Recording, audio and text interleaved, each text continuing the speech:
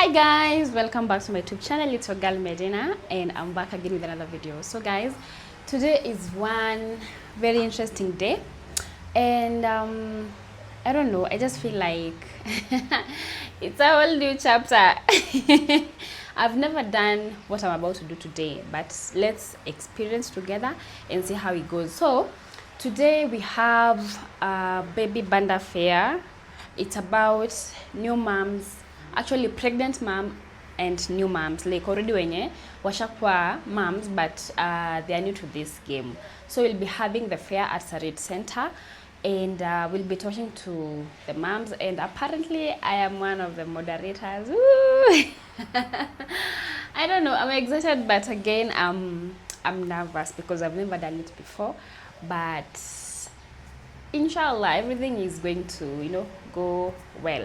So let's go take a shower, do makeup, pick an outfit, and yeah, play dress up, and then we shoot the rest of the day and see how it goes. This second segment, but this one I'm going to usher into a very beautiful moderator. Are you ready? Are you ready? All right. Sorry, it's okay. Makofi, our very beautiful translator, Madam Irene Chebi Watt. Come on guys, you should be clapping. You know, he does it. You know, I even tried translating. Kidogo to then I translate the wrong things. All right, I want to introduce the second segment.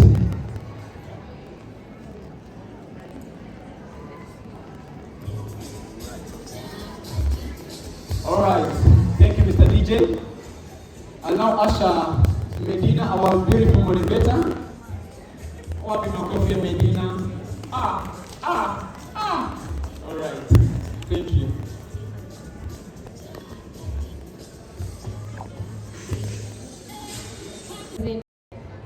Let me see new moms in the house. Expectant moms, for your first time. Ni hawa tu. Anyone with that? Oh, I see you. Okay, I am Medina McKenna. I'm a YouTuber. I do content creation, lifestyle. I have a beautiful baby girl. Her name is Ina Fatma. Well, tuko energy ziko chini kidogo, so I want us to dance kidogo, to energize kidogo to, and then now you can get into the segment where we'll be talking about how to prepare for what's coming. Sawa? DJ, tusimame, please, tusimame. If you have your belly, enjoy it because you're gonna miss it someday.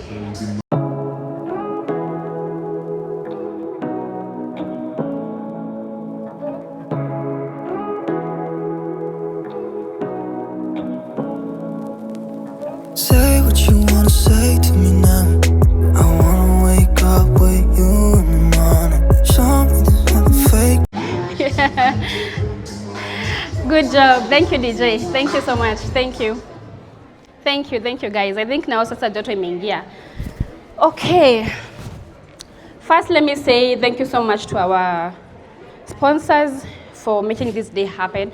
It's really special to have this for our women and for our ladies, for our expectant moms and for those who have babies, because actually if I had this when I was expecting, I think I would have done so many things differently. I didn't know of this, so the fact that we have this right now, it's really amazing and an honor. So thank you so much to our sponsors.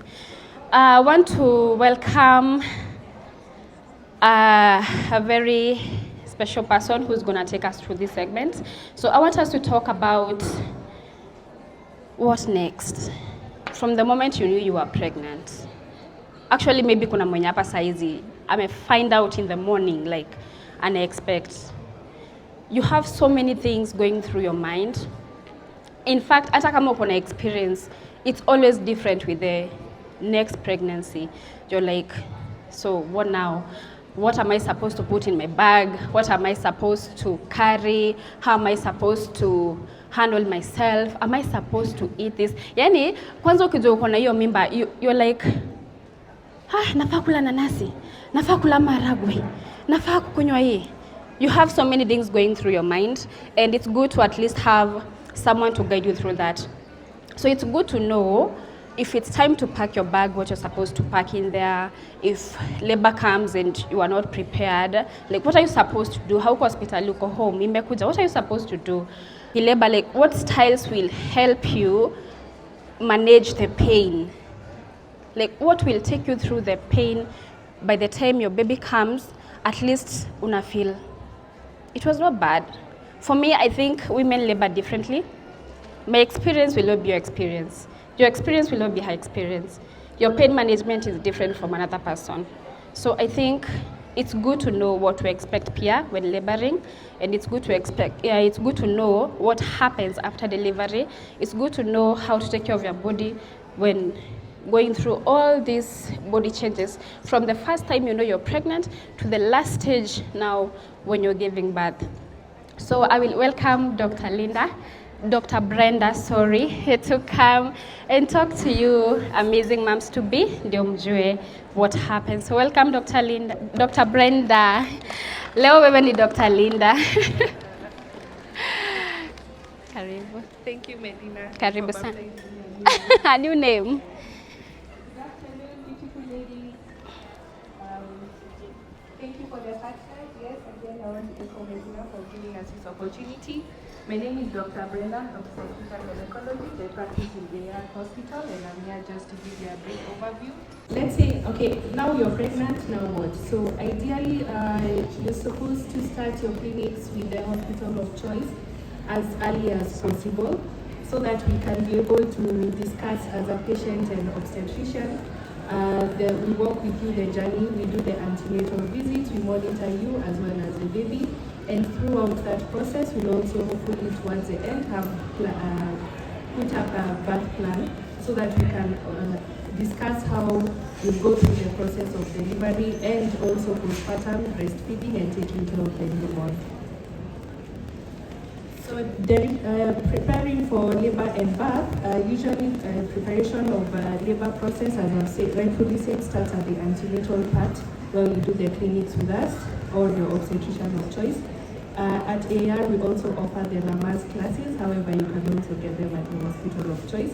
They are also beneficial to the pregnant ladies because it is in the Lamaze classes that you're going to be discussing the positions of sleeping, the positions of delivery, and also other things that will assist you to keep active throughout the pregnancy and after you make the delivery. So when you're preparing for birth, usually we know the things that you do. Most ladies know you have a bag planned, where I see usually on social media, you pack the things for the baby in the bag. But it's important to know that preparation of birth does not only stop at the hospital bag packing. You also need to be psychologically prepared. Your psyche, your mental space needs to be ready for the process and also for the baby. And at the preparation of birth, it's also important to decide who you would like to have in the room, your birth partner. It might be your spouse, it might be your mother, it might be your sister, it might be your close friend. Because you see now you need to be ready and have a support system to help you push and face any possible complication that you may encounter. Now, when I talk of birth plan, what do I mean? Birth plan basically is what usually happens during labor and the health support system that you're going to have. Now, the health support system includes both on your end and on our end as clinicians.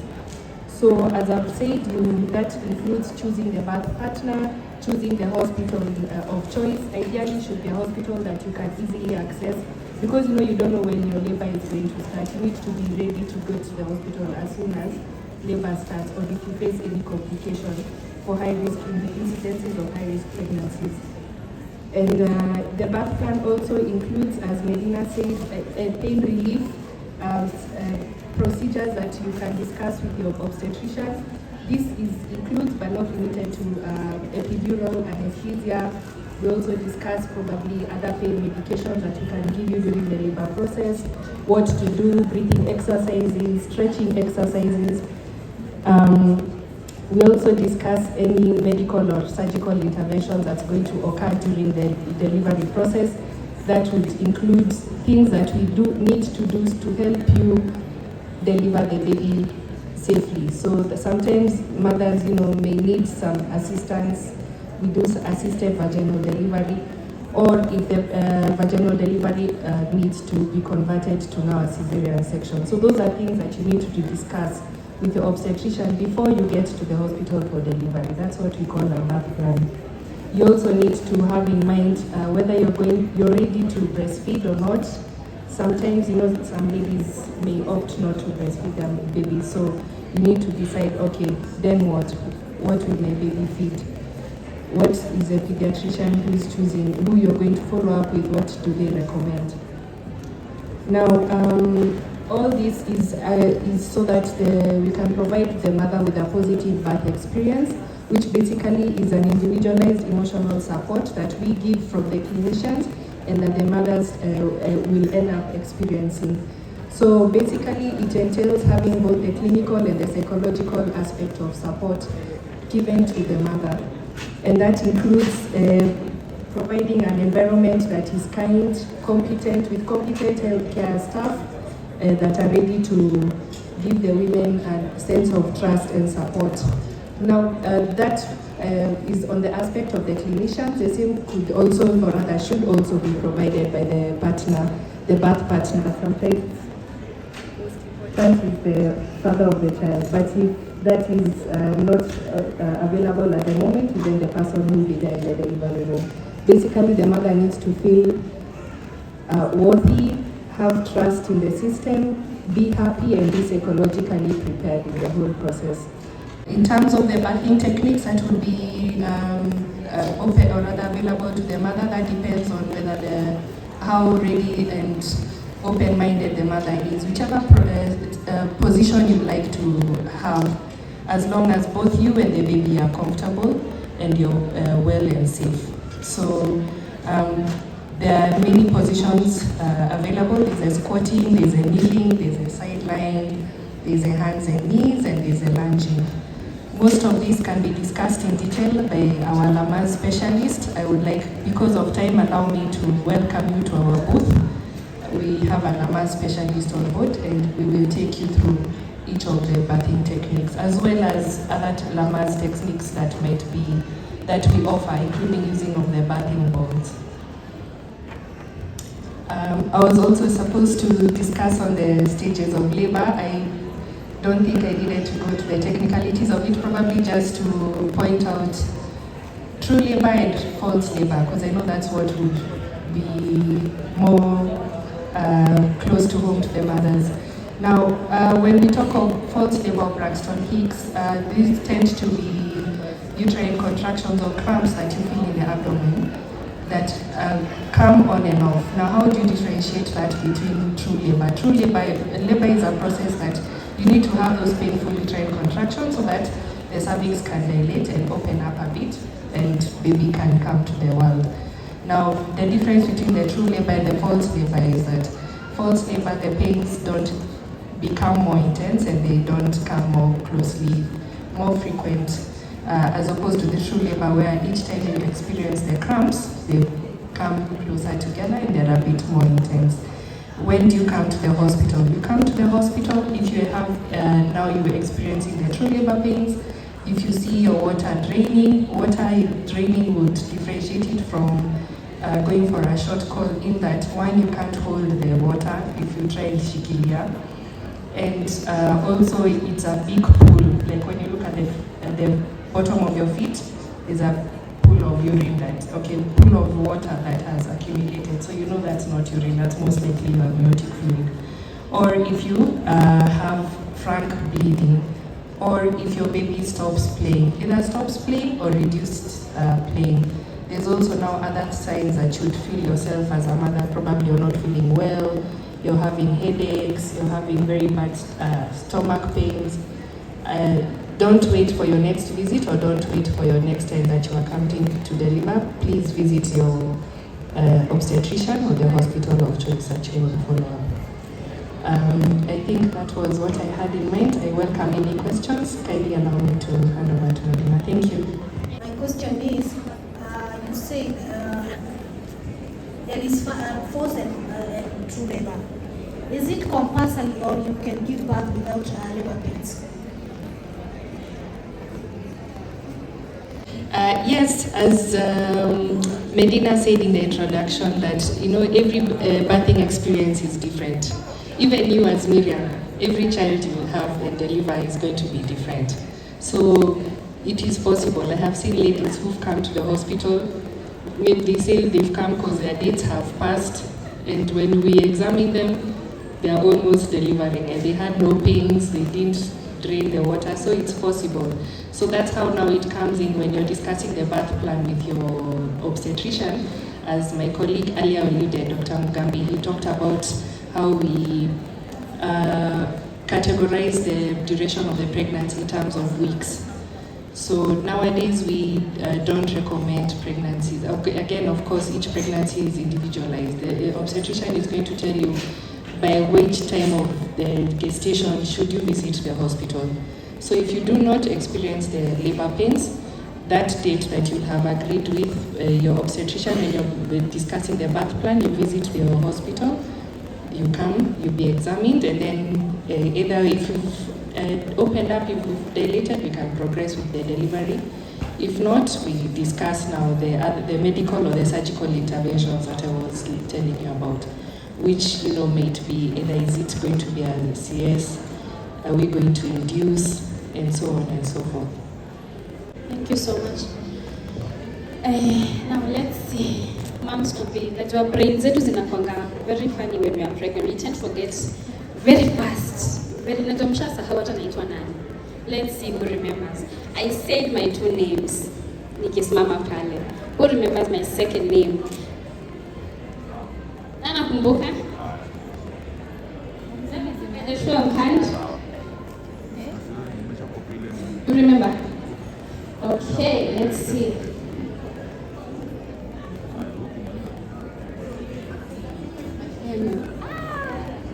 Are you sure you're pregnant?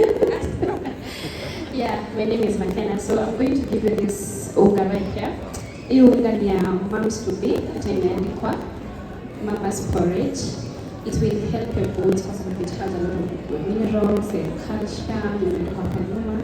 So iko na vitamins zitakusaidia sana during this period. Yeah, so go enjoy your porridge and congratulations. Hi. Let's see. Daktari amesema kuna positions, kuna different positions unaweza give birth. You can be sleeping sideways. Zingine ametaja kama, you said how many? 5. Yeah, she said like 5 of them. Who remembers another position of giving birth? Let's see if you guys are listening. Okay, in class you'll be active.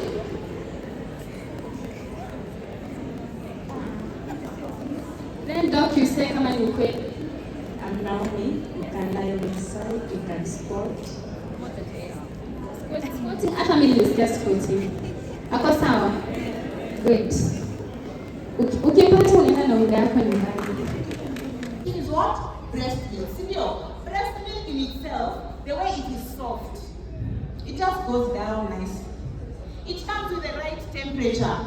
The baby just feels this is what I need. And then now you're introducing something that the texture is different, something that tastes different, and now you want me to take like 5 ml or 10 ml or 20 ml.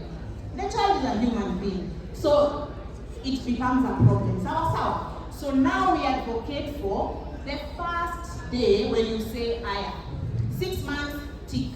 We have exclusively breastfed the baby, now we are supplementing. We introduce, say we're introducing, for example, what is this? This is a fruit. Banana. The first couple of weeks, for the first couple of days, we advocate for 1 spoon, 1 tablespoon. This 1 tablespoon could be, I have my food, it is 1 tablespoon, like adult tablespoon, but the baby can take half of it, and that's perfectly fine. Why? It is just an introduction. So the baby is still doing what? Breastfeeding. So that is a very common mistake we do. We want to day 1, overwhelm the baby. So we advocate for doing a tablespoon. We advocate for doing what? And when we do this tablespoon, for today, the first day, we start with a tablespoon and we see how the baby responds. Because now we are learning the baby and the baby is learning us, and this is something new you're introducing to the baby. So it's very important to see how is the baby responding. Okay, the first tablespoon, the first pinch from the tablespoon. How is the baby responding? So that over time, we are able to do what? To add on to that. But we cannot start with 5 spoons. That's why we're starting with only 1. That's why we're starting with only 1. So that we are able to see and check how is the baby responding to what? To this new food that I am introducing to the baby. Sawa sawa. So I wish I had leaflets, lakini I don't. The one that shows you like your baby as normal. Lunchtime is when you introduce this meal. Sawa sawa. And then you continue breastfeeding as normal. Then in the evening, like around 5 p.m. is when you do what? You give another meal. Sawa sawa. Now, we have several food grades that are very important to give to our babies as they are growing because their body needs this. They are about the first food group. We have grains, and under grains we have other starchy foods. For example, sweet potatoes, especially this one with deep colors, like so there is sweet potato, there is pumpkin, there is butternut. Sweet potato falls under starchy foods. Butternut falls under starchy foods. We have cassava. What other starchy foods do we have? Potatoes, green bananas, and another food grade that we have is legumes. In legumes we have dengu, we have nuts, and nuts is like peanut. We'll get into the process of how we make it, because how I will make my peanut or how I will take my peanut is not the same way I will give to the baby when I'm introducing the food. Sindio? Here in Guinea we have flesh foods. Flesh foods, we have fish, we have beef, we have, what else is a flesh food? Chicken. What other thing is a flesh food? Liver. After flesh food, egg in Kenya right now, nutritionally, is a superfood. Did you know that? So egg is in a category of its own because of how much protein we get from it. Sawa. So that is a category of its own. And then the other one is fruits. So meaning, when we are complementing our breastfeeding, as we introduce our children to food, then we have all these food groups to consider. Sawa. That's why sometimes when we're eating dengu, we eat dengu with chapati, or we eat dengu with ugali, or we eat dengu with rice. And then sometimes if there is rice on the side, we call it's not official, but avocado is a superfood. We add avocado over there. Sindio? Now we add avocado in a slab. So for huyu mtoto, when you add avocado, you've added fats. And then it does what? It slabs. Sindio? So what you need to consider is we have different food grades, and when you're feeding this baby, you have to do what? Incorporate these different food grades. For example, at lunchtime, and now maybe we are 8-9 months, we have cooked some, say, chicken. And when we cook chicken for a child who's under 12, how do we give it to the child? In what form? Tunampatia yo mugua nini arakwe ana melo. What do we do to it? We shred it. Sawa. We shred it. Iko na kasupu hapo, ugali soft, si ugali ile ukirusha huko inagonga mtu, si ndio? Nifungulie ugali yangu. So, you see, by the time I'm giving the baby ugali, I'm giving the baby chicken or liver or fish, I'm giving the baby stew, and then after that there's avocado or there's banana. I have done what? I have ticked from different food grades. Sio? Hatupatii tu mtoto tumemchanganyishia kila kitu from one food grade. Unaelewa? That's why when you say nimeweka hapo waru, nimeweka hapo sweet potato, nimeweka hapo butternut. What are we doing? Too much starch, sio? Too much what? The baby needs energy, but not only energy. The baby needs every other thing for them to be able to grow. And above all, other than all these food grades, you need to introduce food to your baby lovingly. We have seen our great-grandmothers lazy there and doing what? Uji, ipite. Really, is that loving? Because you're introducing this thing and it is mental. So how you introduce it determines how your baby will eat along the way. Sawa sawa? So when it's forced, even a child feels, what is this thing you're forcing on me? And our children are Gen Alpha. Kama Gen Z wametuanisha, excuse me. Na Gen Alpha, it starts from there. You need to introduce food what? Lovingly. Usiseme tu, the 7 different groups I have introduced, I have provided. Excuse me, child, can you have this?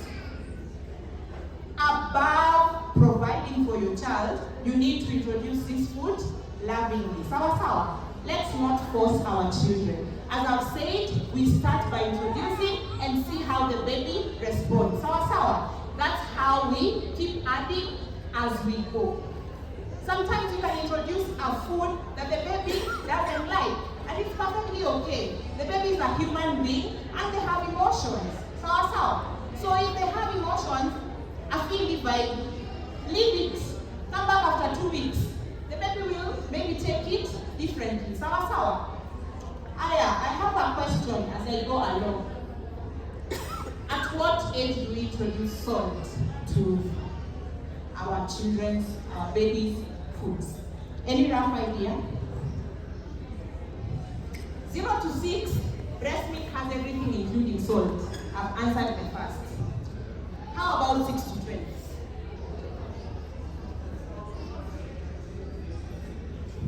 How about 6 to 12? Kwa hii chakula tuna introduce.